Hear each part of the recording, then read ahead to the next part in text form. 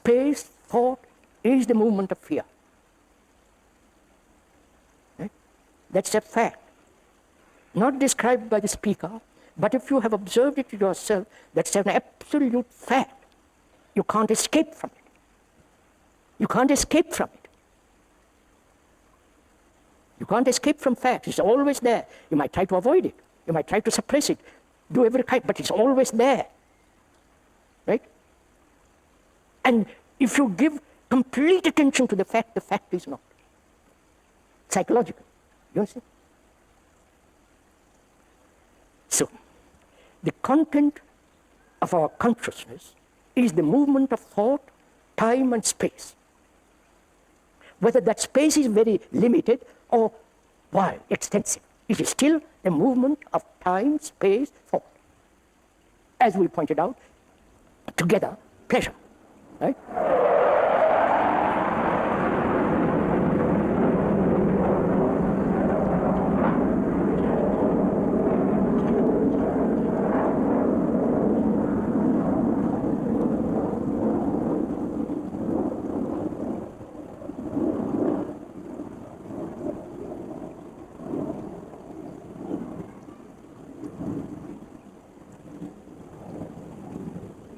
Behind the other mountain. I hope you have observed something.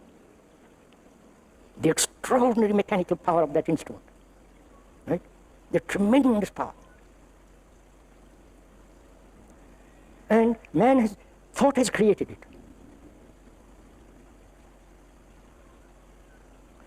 Thought has created different forms of power in ourselves, but they're all limited. And when there is freedom from this limitation, there is an astonishing sense of power, not mechanical power, tremendous sense of energy. Much more than that. It has nothing to do with thought. And therefore that power, that energy cannot be misused. But if thought says I will use it, then that power, that energy is dissipated. Right? So we've got 5 minutes more left. Must also talk over together the other factor which exists in our consciousness, which is sorrow, grief, pain, and the wound, the hurts that exist in most human beings from childhood. The hurt, from that hurt, psychological hurt, the pain of it, the remembrance of it, the holding on to it, and the grief that arises from it. And also, there is grief involved, sorrow involved in it. And also there is the global sorrow of mankind, which have faced thousands and thousands of wars.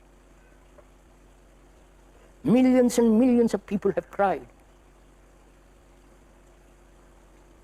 And this war machine is still going on, directed by the politicians, by our nationalism, by our feeling that we are separate from the rest, we and they, you and me. That's the global sorrow, which the politicians are building. And we are ready for another war. I hope they won't be, but when you are preparing for something, there must be some kind of explosion somewhere. It may not be in the Middle East, it may happen here. As long as you're preparing for something, you're going to get it. Like preparing food. But we are so, if I may use the word without disrespect, we are so stupid to allow all this to go on.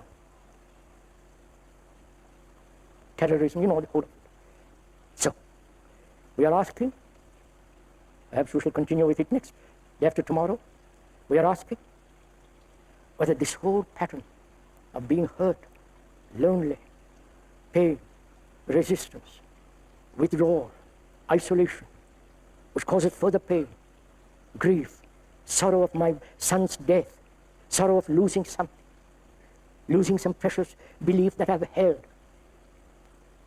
the disillusionment that comes when I've followed somebody, One has given one's life, one's endeavor, struggle to somebody, surrendered oneself to something, and then get disillusioned. And from that, pain, anxiety, uncertainty, sorrow. You have noticed all this? That's the pattern of our consciousness. When one asks, is it possible ever to be free of all this?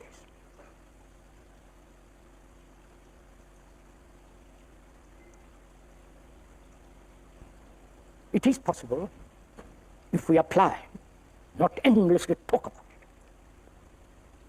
If I realize that I am hurt from childhood, psychologically, and see all the consequences of that hurt. The consequences are, I resist, I withdraw, I don't want to be hurt anymore. I encourage isolation. And therefore, I'm building a wall around myself.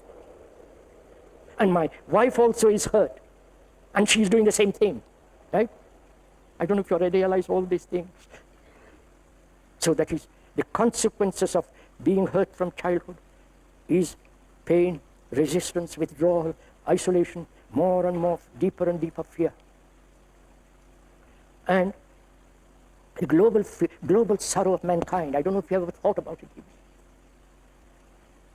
How man, human being, has been tortured through wars, tortured under dictatorship, totalitarianism, tortured in different parts of the world. And also, there is the sorrow of my brother, son, wife, running away or dying, and the sorrow of separation, the sorrow, that comes about when one is interested in something completely and the other is not. You follow? In this sorrow, there is no compassion. There is no love. And the ending of sorrow brings love. Not pleasure, not desire, love. And where there is love, there is compassion. With compassion comes intelligence, which has nothing whatever to do with the intelligence of thought. So one has to look very closely at ourselves as humanity. Why?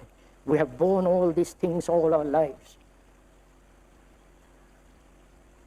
Why we have never ended it? Is it part of our indolence? Part of our habit? And if you say it's part of our habit, part of our conditioning, what am I to do about it? Let's talk about it. How am I to uncondition myself? Keep at it.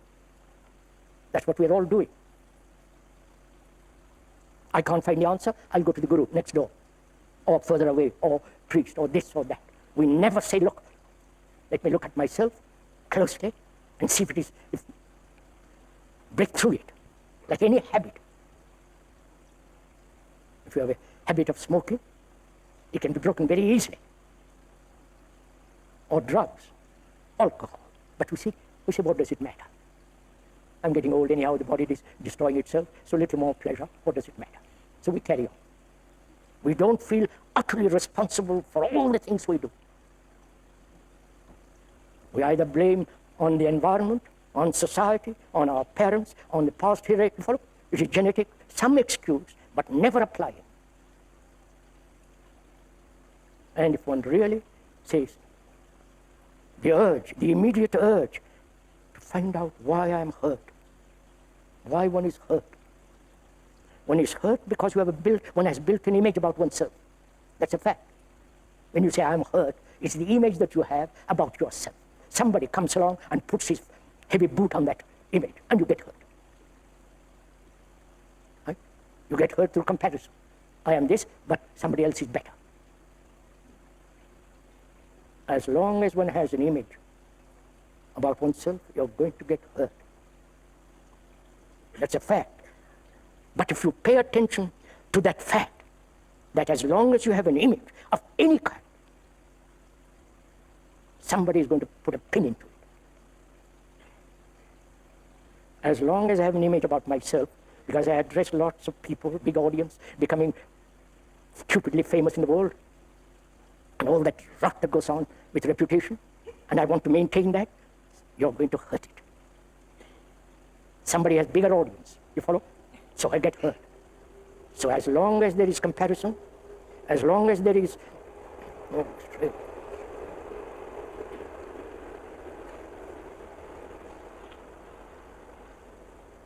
So if you give complete attention to the image that you have about yourself, attention, not concentration, give attention, then you will see the image has no meaning, it disappears.